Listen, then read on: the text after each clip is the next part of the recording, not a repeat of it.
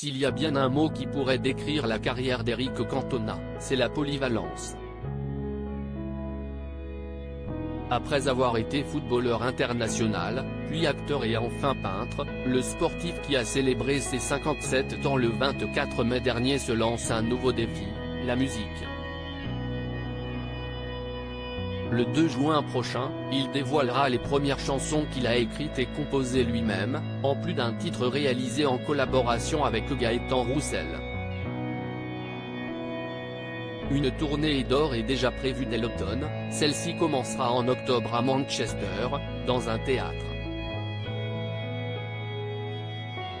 Dans les colonnes du Parisien, le 26 mai, il a expliqué avoir pensé que chanter sur une scène, devant un public, devait être la chose la plus intense à vivre, qui pourrait procurer une adrénaline proche de celle créée par le sport.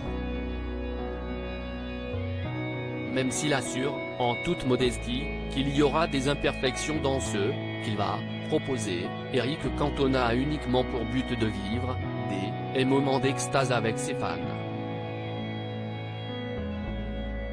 L'ancien footballeur ressent de l'excitation à l'idée de se produire devant de nombreuses personnes, comme il l'a confié, d'autant plus que la musique n'est pas une passion récente pour lui.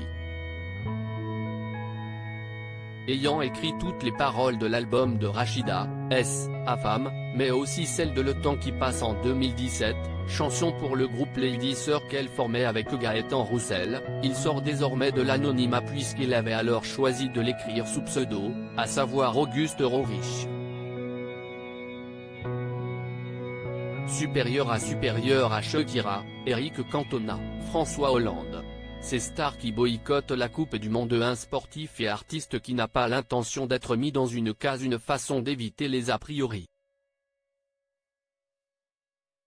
Auprès de nos confrères, Éric Cantona a précisé qu'il écrit, depuis toujours, qu'il aime la musicalité et la poésie des mots.